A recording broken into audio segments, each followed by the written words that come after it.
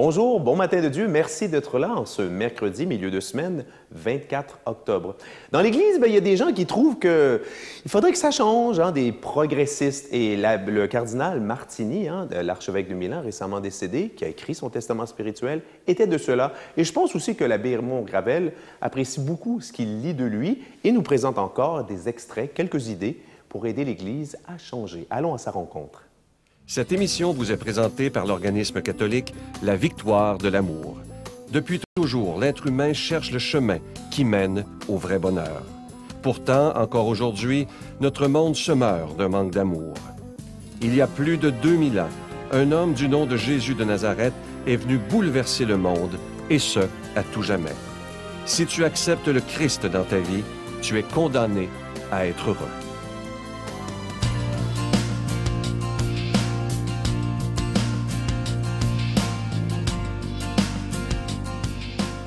Bonjour, une autre chronique sur le testament spirituel du cardinal Martini.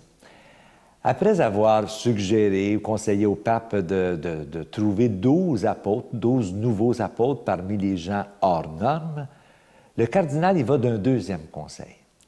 Il dit, il faut se convertir. Mais la conversion ne s'adresse pas d'abord aux personnes hors normes. Elle s'adresse d'abord aux dirigeants de l'Église actuelle. L'Église, dit-il, doit admettre ses erreurs et entreprendre un changement radical, à commencer par le pape et les évêques.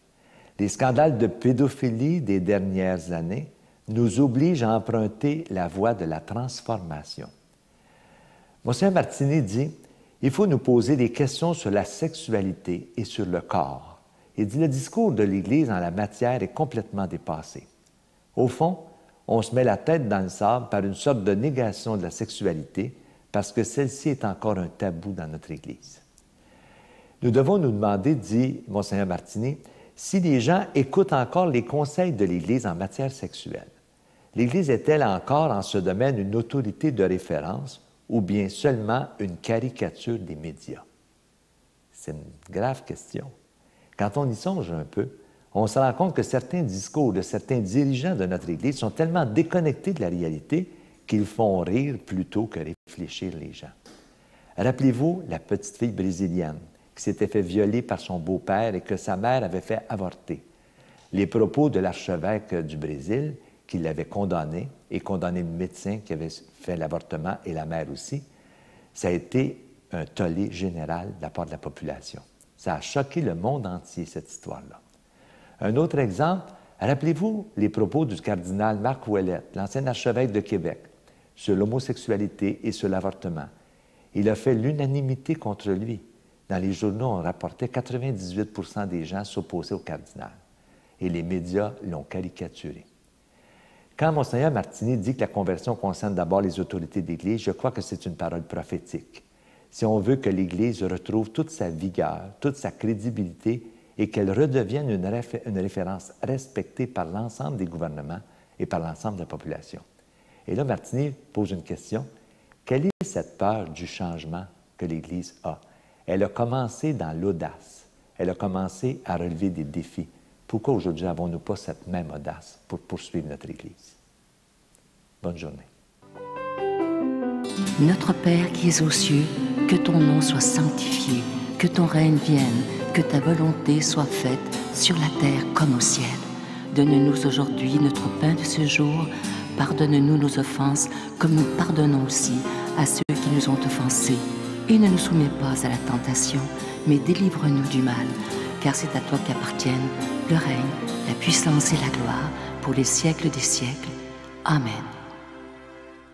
Je suis tellement content, je vous en parle depuis quelques semaines de ce beau cadeau du mois, une belle exclusivité de la Victoire de l'amour. Vous savez que cette croix en épinglette a été fabriquée expressément pour la Victoire de l'amour, donc vous ne trouverez pas ça ailleurs. Je vous rappelle qu'elle est plaquée or et ornée de petits cristaux, alors c'est vraiment beau et surtout que ça se donne très, très bien en cadeau. Vous voyez Sœur Angèle la porter fièrement pendant les émissions.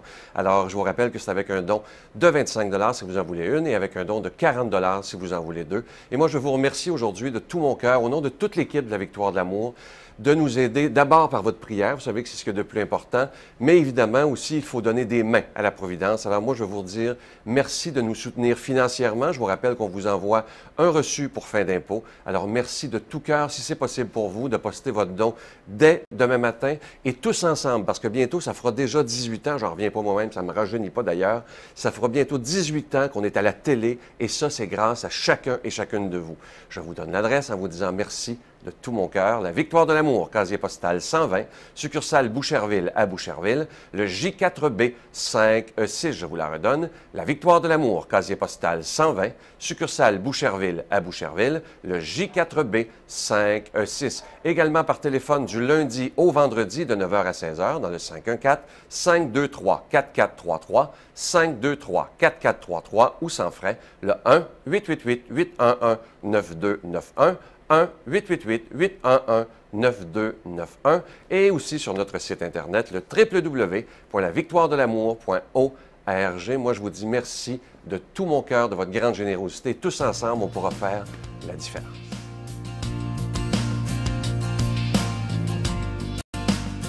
Jésus a confié à ses disciples l'animation d'Église et il s'attend à ce que nous soyons dignes de sa confiance, comme nous l'entendrons dans l'Évangile d'aujourd'hui. Récit et commentaire, l'abbé Donald Thompson.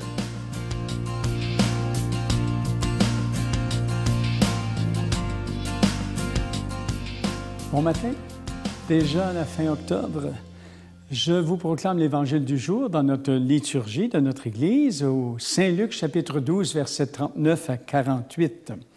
Jésus disait à ses disciples, « Vous le savez bien, si le maître de maison connaissait l'heure où le voleur doit venir, il ne laisserait pas percer le mur de sa maison. Vous aussi, tenez-vous prêts, c'est à l'heure que vous n'y penserez pas que le Fils de l'homme viendra. » Pierre dit alors, « Seigneur, cette parabole s'adresse-t-elle à nous ou à tout le monde? » Le Seigneur répond, « Qui est donc l'intendant fidèle et sensé à qui le maître confiera la charge de ses domestiques pour leur donner en temps voulu leur part de blé? Heureux serviteur que son maître, en arrivant, trouvera son travail. Vraiment, je vous le déclare, il lui confiera la charge de tous ses biens. Mais si le même serviteur se dit, mon maître tarde à venir, et s'il se met à frapper serviteurs et servantes, à manger, à boire, à s'enivrer, son maître viendra le jour, ne l'attend pas et à l'heure qu'il n'a pas prévue. Il se séparera de lui et le mettra parmi les infidèles. Le serviteur qui, connaissant la volonté de son maître, n'a pourtant rien préparé, ni accompli cette volonté, recevra un grand nombre de coups. Mais celui qui ne la connaissait pas et qui a mérité des coups sa conduite n'en recevra qu'un petit nombre. À qui l'on a beaucoup donné, on demandera beaucoup. À qui l'on a beaucoup confié, on réclamera davantage. Une parole interpellante ce matin, à cette fin d'octobre. Déjà, l'automne passe très vite, mais vous savez, vous connaissez bien cette séquence dans la vie, on va dire lever, boulot, dodo. Cette séquence qui rythme notre vie quotidienne pour la plupart d'entre nous. C'est inévitable, dirons-nous, dans une société où tout coûte désespérément cher. Notre consolation, c'est une fin de semaine, de repos si possible, et quelques jours dans le sud peut-être pour couper l'hiver qui est trop long. Est-ce que la vie se résume à ce scénario ennuyeux? En définitive, la question aujourd'hui, à la lumière de l'Évangile, est de savoir pourquoi on vit, pourquoi on travaille, pourquoi on relève des défis quotidiennement. Et c'est là qu'on a la parabole qu'on appelle de Jésus de l'intendant fidèle. L'Évangile d'aujourd'hui prolonge le texte qui précède d'hier sur le retour à l'improviste du maître que les serviteurs doivent attendre activement. Et leur responsabilité première, c'est de se tenir occupés. Et tout en n'oubliant pas pourquoi ils doivent agir ainsi. Alors chacune d'entre nous est donné l'intendant de la parabole d'aujourd'hui à qui Dieu a donné la responsabilité de prendre soin les uns des autres. C'est ce qu'on a dans Saint-Luc au verset 42. Donc Dieu ne s'attend pas à ce qu'on fasse des compromis avec cette exigence. C'est surtout qu'on ne vive que pour soi, centré sur soi. S'il est légitime de tirer profit des efforts de notre travail, il faut constamment se rappeler que les efforts de chacun et de chacune visent l'amélioration du bien-être commun, du bien-être collectif. Nul n'est une île, disait saint Thomas Morton. Nul n'est une île. On ne peut vivre replié strictement sur soi-même, on a tous besoin des autres. Et ça, c'est important. La vie va nous le faire comprendre au fur et à mesure, à tout moment. Et la revendication de mes droits ne me dispense pas de mes devoirs vis-à-vis d'autrui. Je pense que dans notre société actuelle, il faut prendre conscience de ça. Et la parole de Dieu aujourd'hui, en mettant en scène un personnage qui fait le bon choix, nous rappelle qu'en son heure, Dieu nous demandera certes des comptes, fonction de nos choix actuels, il va nous déclarer fidèles ou, Bon. Vous savez, on n'aime pas ça être évalué. Pourtant, la vie ne nous donne pas toujours le choix. C'est l'examen à faire pour l'obtention d'un diplôme, c'est la redoutable entrevue pour le nouvel emploi, c'est l'explication auprès du patron d'une décision qu'on a dû prendre et de notre productivité aux soins de l'entreprise, au sein de l'entreprise. Vous voyez, l'évaluation, ça arrive tout le temps dans notre vie. Alors, si on accepte de se soumettre à ces vérifications-là, c'est qu'on en connaît la finalité. Un meilleur emploi, une amélioration de notre qualité de vie, une promotion. Bon, la parole de Dieu, aujourd'hui, nous enseigne que Dieu veut que chacun et chacune d'entre nous, on travaille à améliorer notre qualité de vie sur cette terre et il nous prévient d'une chose, qu'il nous évaluera, il évaluera notre performance, si vous me permettez l'expression, notre performance de charité, d'amour, voyez-vous. Serait-il pas souhaitable entre nous ce matin de se dire ça, de se le rappeler plus fréquemment pour donner du sens à notre vie quotidienne? Chaque fois que je préside une funéraille, il m'arrive souvent de dire, vous savez, qu'est-ce qui franchit le mur? C'est pas ce que j'ai, c'est ce que je suis.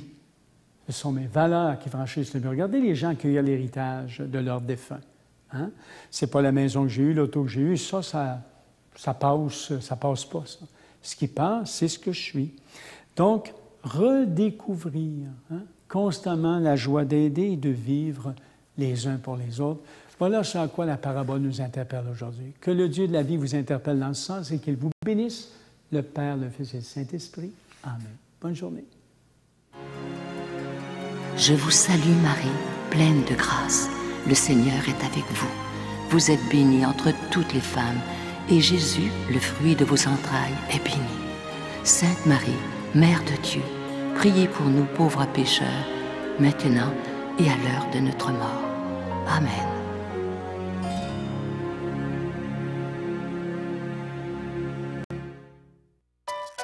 La Victoire de l'amour, en collaboration avec Voyage Intermission, vous invite pour une 18e année consécutive à une retraite spirituelle à Cancún, au Mexique, à l'hôtel Iberostar.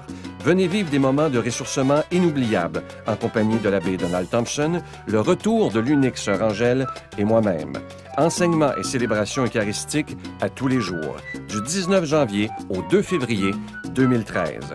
Je vous invite à réserver rapidement avec Voyage Intermission au 514-288-6077, 288-6077 ou sans frais au 1-800-465-3255, 1-800-465-3255. Les profits de ce voyage sont remis à la Victoire de l'amour. Ce que j'aime avec Dieu, c'est qu'il ne fait pas le travail à notre place. Oui, il nous sauve, mais il nous demande, en nous confiant l'Église, en nous confiant nos vies, en nous confiant nos familles, notre travail. Peu importe votre travail, chauffeur d'autobus, que ce soit moi comme prof, animateur, il nous demande d'être des intendants fidèles et sensés, que le maître va trouver à leur travail lorsqu'il reviendra. Donc, soyons ces gens responsables que Dieu nous demande d'être et à donner. Moi, je sais que je suis prêtre pour mon époque ici.